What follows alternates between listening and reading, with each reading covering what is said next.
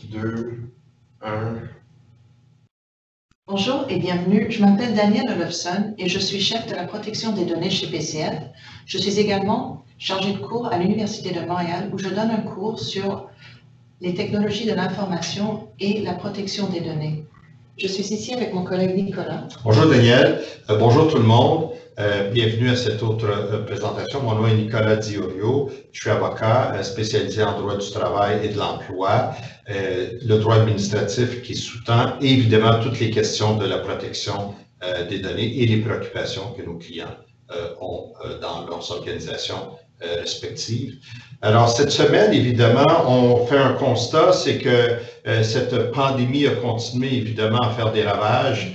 Vous savez, on entend les chiffres, mais derrière ces chiffres, il y a des personnes et toutes nos bonnes pensées vont aux personnes qui souffrent, celles qui malheureusement nous ont quittés et aux familles qui les soutiennent.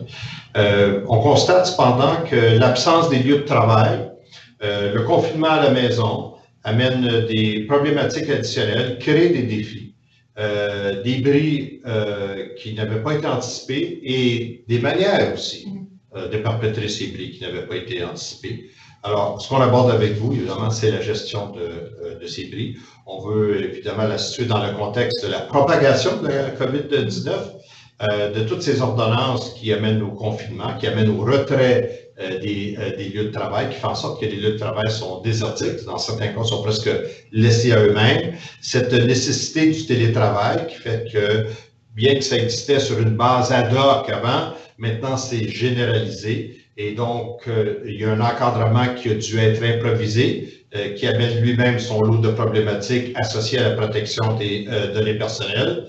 Et évidemment, on se retrouve des fois dans un contexte où les organisations sont parfois pauvres en matière de politique et de processus établis à une époque où on avait à faire face à des situations ponctuelles, mais maintenant c'est généralisé et on n'a pas encore une fin qui est en vue. Les réseaux qui sont utilisés dans ces circonstances-là ne sont pas nécessairement les réseaux hautement sécurisés auxquels on est habitué quand on est dans les pleines opérations.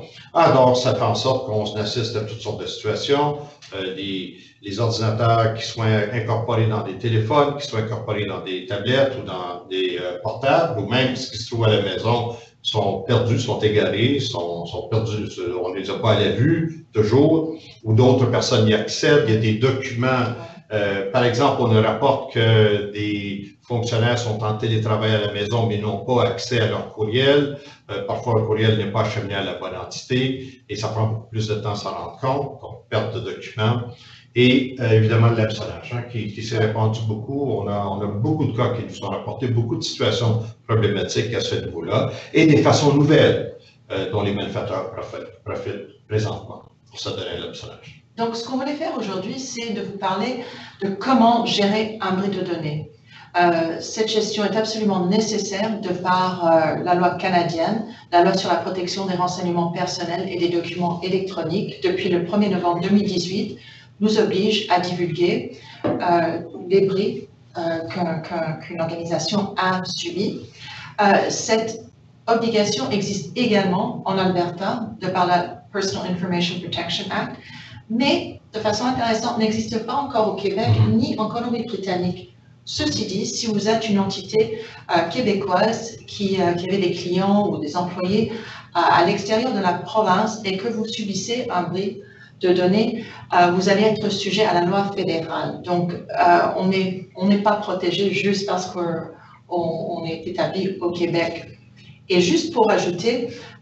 Mais du côté fédéral, évidemment, il reste tout un débat constitutionnel qui pourrait intervenir éventuellement. Pour les fins de notre présentation, on s'en remet à la réalité que beaucoup d'entreprises appliquent donc la loi fédérale, qu'elles y soient contraintes ou pas, mais qu'elles l'appliquent comme bonne pratique. Voilà, et ça c'est très important à dire aussi, parce qu'il y a le commissaire québécois qui recommande une divulgation lors d'un bris de données.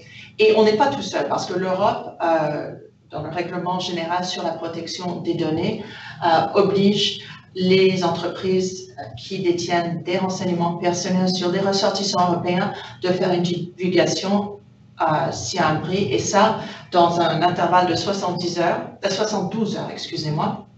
Et chaque État américain a également sa loi qui oblige les entreprises œuvrant dans ces États à divulguer des bris. Donc ça, c'est très important, et ces lois sont assez confuses parce que c'est jamais la même, enfin jamais, c'est rarement les mêmes obligations d'État en État. Alors, ce que cela veut dire, c'est que si vous êtes une entreprise, par exemple, en logistique, en déménagement, et vous avez des renseignements personnels sur des ressortissants canadiens à l'extérieur du Québec, aux États-Unis, en Europe, vous êtes obligé d'aller voir dans chaque loi pour savoir quelles sont les obligations de divulgation dans chaque juridiction. Alors, ça peut être assez ardu comme ça. Comme on va le voir, il y a des paramètres qui reviennent, Voilà. Puis il y a des éléments qu'on peut aisément, et parfois il y aura des particularités, parfois ce sera des délais qui vont être différents, parfois ce sera des éléments de transmission qu'il faut être informé, il peut y avoir des entités additionnelles, mais il y a quand même une logique, une cohérence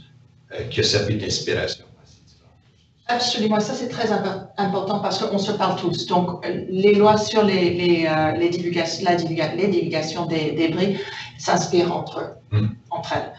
Alors, les sujets qu'on voudrait aborder aujourd'hui, c'est, dans un premier temps, le processus à suivre. Qu'est-ce qu'il faut faire quand vous avez découvert qu'il y a un bris chez vous, chez votre entreprise? Le contenu des avis de divulgation, qu'est-ce que doit contenir ces avis? Et troisièmement, le registre des bris. Ça, c'est une nouveauté.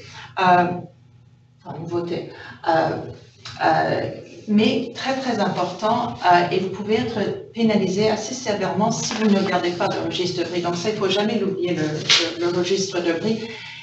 Et aussi, avant de passer à Nicolas, qui va faire la différence entre un bris qui fait moins mal d'un point de vue réputationnel et financier et un bris qui fait très mal, c'est la conformité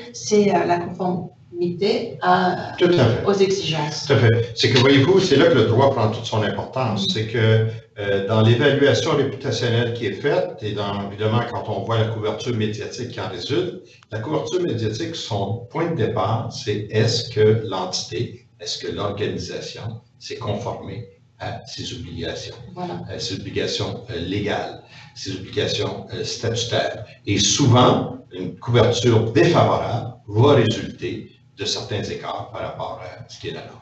Absolument. Et surtout si on ne coopère pas avec les instances, si on ne suit pas les étapes qu'on va vous expliquer maintenant. Dont l'obligation d'aviser. Alors, le commissaire fédéral à la protection de la vie privée, l'exigence, c'est évidemment d'aviser non seulement des atteintes aux mesures de sécurité qui sont en place, mais évidemment, ça doit se rapporter à des renseignements personnels. Ça, c'est le deuxième élément, mais surtout le troisième élément, on l'a mis en phase, et vous le voyez à l'écran, c'est un risque réel de préjudice grave à l'endroit d'un individu. Et cet élément-là est donc clé, on va avoir l'occasion d'y revenir. Et la personne intéressée, évidemment, à moins qu'il y ait une règle qui l'interdise dans certaines circonstances bien campées, et si l'atteinte présente un risque réel de préjudice grave, donc on voit la mention qui est là, qui est donc très importante. C'est celle sur laquelle ce matin on veut insister avec vous. Je rappelle évidemment que pour des considérations pratiques, le webinaire est enregistré, donc vos questions, on les reçoit par voie de courriel et on y répond au fur et à mesure qu'on les reçoit. On en a reçu de manière considérable jusqu'à maintenant et on a, je crois, avoir répondu à toutes. Alors, sans doute bien à l'aise de nous les adresser. Alors, en quoi constitue une atteinte? Une atteinte, évidemment, c'est une communication qui n'est pas autorisée. C'est aussi une perte de renseignements personnels. Quand on parle de communication non autorisée, c'est intéressant parce que la formulation est un peu curieuse, parce que parfois c'est une erreur qui origine de nous. C'est qu'on a fait une erreur dans la transmission, et là, évidemment, on la considère non autorisée. La personne qui va prendre connaissance de cette information-là n'est pas autorisée à participer à cette communication-là et à le recevoir. Et évidemment, on a l'accès non autorisé au renseignement personnel. C'est le cas typique du hacking. Et évidemment, quand il y a une atteinte à des mesures de sécurité et que des mécanismes de protection n'ont pas été mis en place, alors là, évidemment, on se retrouve face aux conséquences qu'on vous demande d'éviter. C'est ça. Et puis là, on va faire une deuxième partie, juste pour vous mettre en appétit.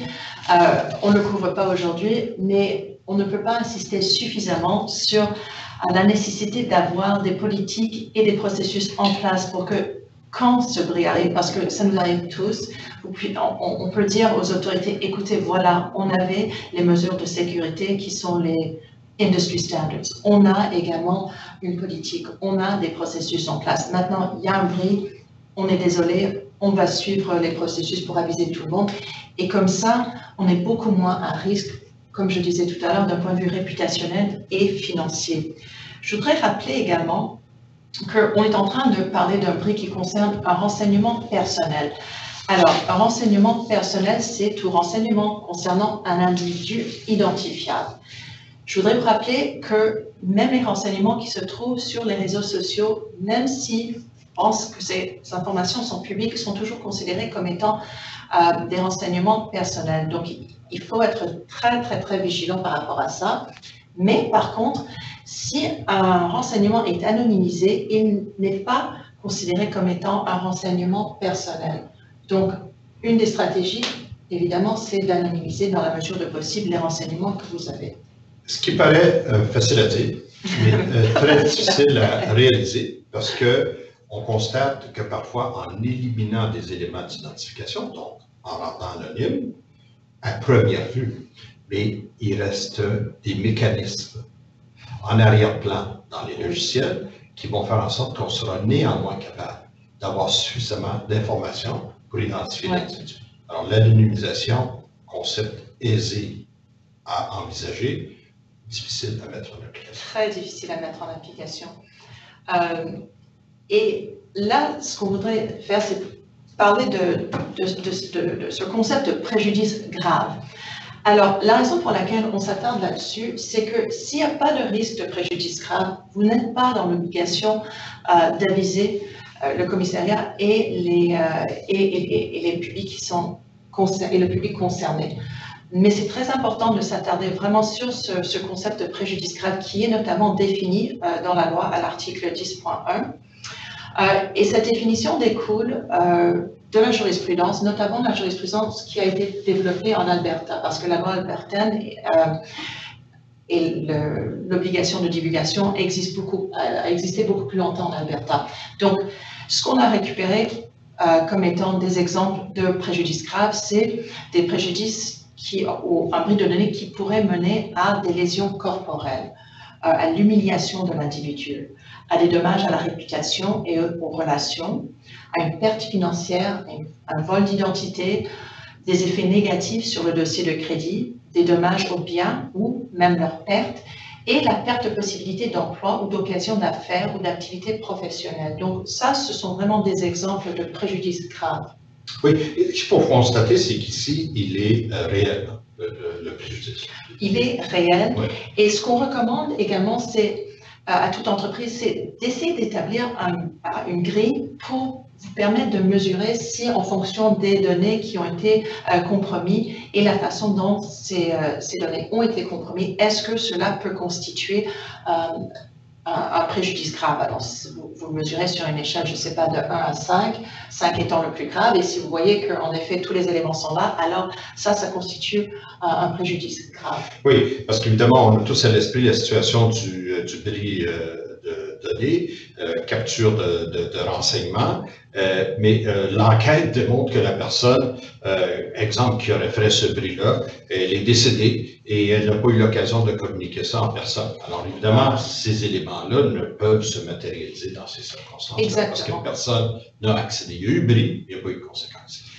Et évidemment, ensuite, on voit celui qui est du risque réel de préjudice grave. Et c'est ce qui est important, c'est que antérieurement, on parlait évidemment d'un préjudice qui était réel, il était survenu. Et il fallait donc à ce moment-là réagir. Ici, ce qui est, c'est une anticipation. C'est un élément de risque. Alors ici, il y a une évaluation qui doit être faite.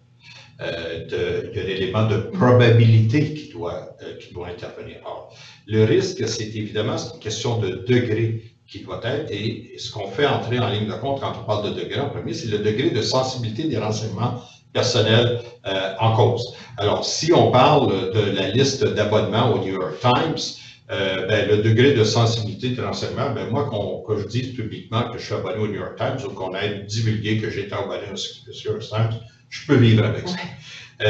Mais par contre, si c'est l'abonnement à la revue les fusils AK-47 aujourd'hui, là, peut-être que vous ne serez pas tellement... Si vous êtes abonné à cette revue et que vous ne voulez pas que ça sache, vous avez peut-être des préoccupations légitimes à protéger. Donc là, ce serait quelque chose qui serait beaucoup plus sensible. En matière financière, généralement, on constate toujours que c'est quelque chose qui est sensible. Santé aussi. Et santé également. Et l'autre élément qui entre en ligne de compte, évidemment, c'est un élément de probabilité. Et je vous donnais l'exemple tantôt, la personne qui avait volé les renseignements était décédée, l'enquête avait démontré qu'elle était décédée et que ça n'avait pas été, elle avait fait le bris, mais elle n'avait pas communiqué ces renseignements à personne. À ce moment-là, la probabilité qu'ils soient mal utilisés, qu'ils sont en train de l'être, elle est donc très faible. Par opposition au fait où on rapporterait une série de fraudes déjà qui correspondent aux personnes qui sont dans la liste des personnes touchées.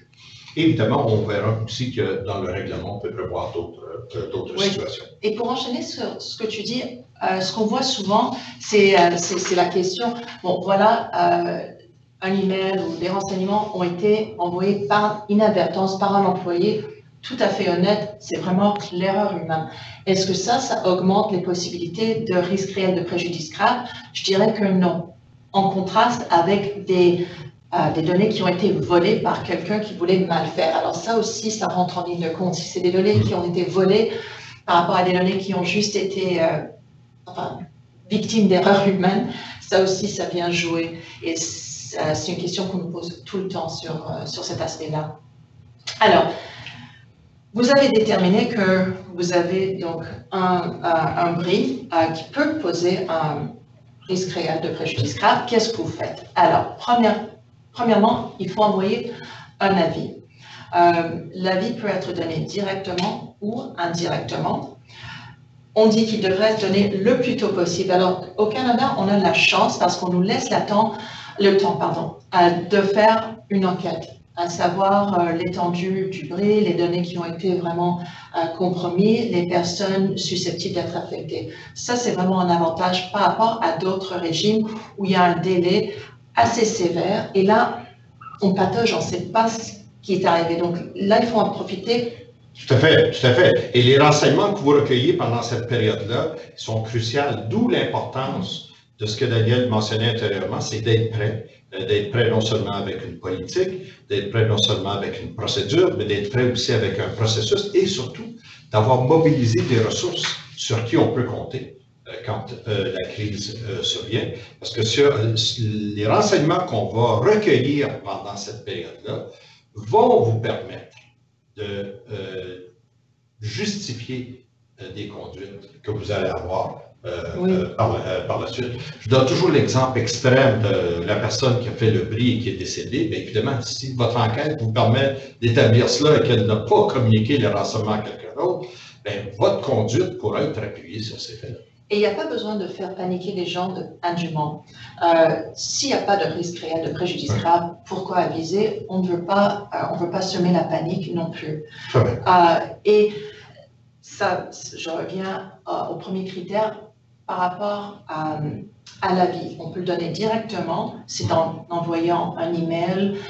Souvent, par exemple, si vous êtes une clinique médicale, ce serait une bonne idée de prendre le téléphone et d'appeler les patients concernés, premièrement, pour établir ou essayer de rétablir l'élément humain. Parce qu'il y a vraiment un bris de confiance. Appelez-les, ensuite envoyez un email. Parfois, cependant, comme on le voit, on va le voir dans le prochain élément, le contenu de l'avis. De l'avis, oui. Donc, dans le contenu de l'avis, évidemment, on voit qu'il y a quand même beaucoup de renseignements que ça doit être contenu. Et téléphone, des fois, va poser des contraintes à ce niveau-là. C'est clair. Il faut toujours le suivre. Quand le nombre n'est pas nécessairement si grand, si on a des ressources plus grandes, accompagner la vie d'une intervention. C'est ça. Mais qui devra malheureusement être scripté, parce que ce qui est dit dans ces circonstances-là, c'est important que ce soit rigoureux et que ce soit uniforme à travers votre organisation. Si la même personne fait les appels, c'est une chose, mais si vous faites appel à une équipe, il faudra s'assurer qu'il y a un élément de script qui soit... Absolument. Je voulais juste revenir aussi pour dire, on parle également d'un avis indirect. Alors ça, c'est vraiment des cas exceptionnels où une entreprise n'a peut-être pas les coordonnées de la personne qui a été atteinte. Donc là, on vous permet d'afficher sur votre site Internet le fait qu'il y ait un bris de données. Cependant, est-ce que vous voulez vraiment afficher sur votre site Internet qu'il y a un bris? C'est quand même de la publicité moins positive. Donc, il est vraiment souhaitable d'entamer un avis direct. Et si vous ne le faites pas, il y a des pénalités qui sont assez élevées. Donc, sachez que cette réalité existe. Maintenant, pour passer au contenu des avis. Alors ça, je vais le lire rapidement, c'est assez clair. Là, vous le voyez à l'écran, hein, il y a certains des éléments sur lesquels on pense qu'il est important de... Il y en a un, voyez-vous, celui du nombre des individus. Oui, absolument. D'où l'importance de ce que mentionnait Daniel, parce que ça, c'est un défi de taille. C'est important quand on parle du défi. On a eu des cas rapportés dans les médias. À plus d'une occasion, d'ailleurs, vous avez remarqué, c'est arrivé avec des institutions financières. Initialement, on annonçait un certain nombre, après ça, on arrivait avec un autre nombre, et après ça, avec un autre nombre. Et évidemment, l'organisation, elle fait du mieux qu'elle peut dans ces circonstances avec l'information qu'elle a.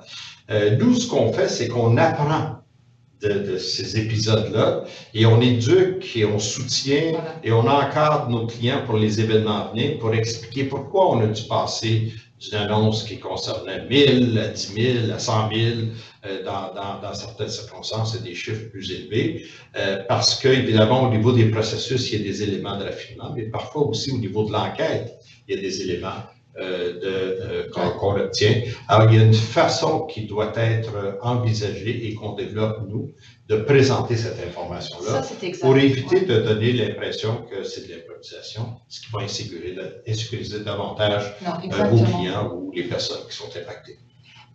L'autre élément que je soulignerai, c'est la description des mesures de sécurité pertinentes en place au moment où l'atteinte afin d'empêcher le type d'atteinte qui a eu lieu.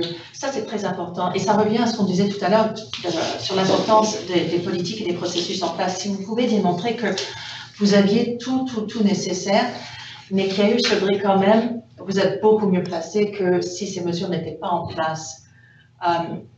Oui, ben c'est ça. Mais donc, vous voyez des renseignements, mais ensuite, il n'y a pas seulement l'avis au commissaire, il y a l'autre avis qui est l'avis à l'individu, c'est-à-dire à ce qu'on appelle la personne concernée, la personne dont les renseignements ont été usurpés et qui sont utilisés. Alors là, il y a tout il y a un doigté, il y a des exigences légales qui sont celles que vous voyez, à l'écran, qui sont donc, quand on veut se conformer, quand on est tenu de se conformer, ou quand on choisit de se conformer au cadre de la loi fédérale, il faut donc y aller avec ces éléments-là qu'on vous présente ici devant l'écran. Mais ce qu'il faut penser, c'est qu'évidemment, il y a tout un élément de doigté, et c'est là l'équilibre qui doit être. C'est parce que d'un côté, on veut assister, on veut aider, on veut soutenir les personnes dans cette situation-là, mais en retour de cela, il faut évidemment faire en sorte qu'on n'assumera pas des obligations encore plus grandes que ce que la loi nous impose, parce que si on choisit de le faire, à ce moment-là, on y sera tenu. Donc, bien sûr qu'on donne la nature des renseignements, mais j'attire votre attention sur l'élément qui se trouve, le quatrième mentionné ici, les mesures que vous avez prises. Et à ce moment-là, ces mesures-là, avant de les énoncer, de les mettre dedans, il faut savoir qu'elles fonctionnent. Parce que la difficulté qu'on a eue, c'est qu'au moment de la rédaction, on envoie ça avec les mesures, et après ça, on se rend compte que le train n'est pas capable de quitter la gare et que la machine ne peut pas appuyer les dires qui sont dans ça. Et là, à ce moment-là, il y a des dérapages médiatiques qui qui se perdent. L'autre chose, juste pour enchaîner sur ce que tu disais, qui est très important, c'est aussi les mesures que peut prendre tout intéressé afin de réduire le risque de préjudice qui pourrait résulter de l'atteinte ou afin d'atténuer un tel préjudice. Parce que comme je disais tout à l'heure, tu ne veux pas en tant qu'entreprise être pris avec toutes les responsabilités. C'est-à-dire que oui, on est redevable, c'est nous qui assumons la responsabilité, mais si l'individu ne fait rien et laisse à connaissance qu'il y a eu ce bris et ne fait rien pour se protéger, ça aussi, oui. On ne veut pas être pris avec ça, et c'est l'obligation, et même il y a la jurisprudence actuellement qui dit que l'individu a l'obligation également de se protéger. Alors, c'est intéressant que Daniel fasse référence à la jurisprudence parce que ce qui a été repris à ce moment-là, c'est le principe de base de droit privé qui est celle de l'obligation de mitiger les dommages.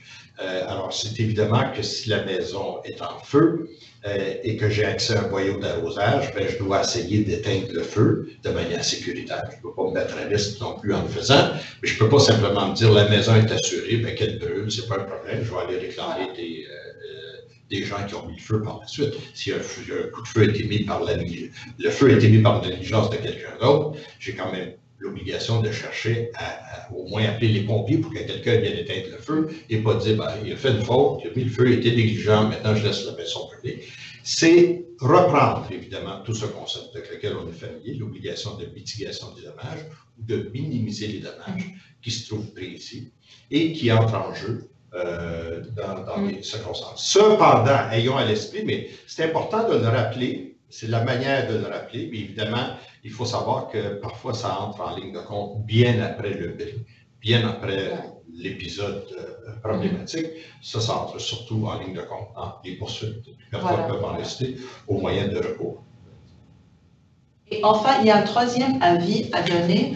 Parfois, pas tout le temps, mais l'avis aux organisations qui peuvent nous aider. Donc, si vous pensez que c'était vraiment de nature criminelle, il faut aviser les GRC. Il faut également aviser les agences de crédit ou les agences les banques pour pouvoir annuler les cartes de crédit pour protéger l'individu dans la mesure du possible. Donc ça, c'est le troisième avis à donner. Daniel donnait l'exemple de la GRC, mais évidemment, c'est le service de police de la localité où vous trouvez. On parlait de loi fédérale, alors c'est pour ça qu'on faisait référence dépendant le lieu où ça se situe. Mais si, par exemple, c'est quelque chose qui arrive à Montréal, c'est le service de police de la ville de Montréal. Ce qui aussi va compliquer parfois des choses qui peuvent paraître simples, mais encore là, c'est des choses qui doivent être planifiées, organisées et envisagées. Parce que parfois, la personne qui a commis le bris, un de vos employés, habite dans une autre ville. Vous êtes à Montréal, habite dans une autre ville. Alors, quel service de police, comment coordonner ça? C'est une affaire qui peut paraître simple. Et ce qui devient très difficile pour vous, c'est que les policiers veulent parfois, et on les comprend, poursuivre davantage leur enquête, mais vous dites, moi j'ai des obligations de divulgation, et ça c'est un exercice pour lequel il y a des organisations qui nous demandent au préalable de faire même des simulations pour qu'elles soient en mesure de prendre la bonne décision au bon moment. Alors, il reste en fait évidemment la mention qui est importante, celle du registre des bris. Alors ça, c'est très important. Je reviens en arrière un peu, on parlait de risque réel, de préjudice grave et l'obligation, évidemment, d'aviser les gens si ce risque se présente.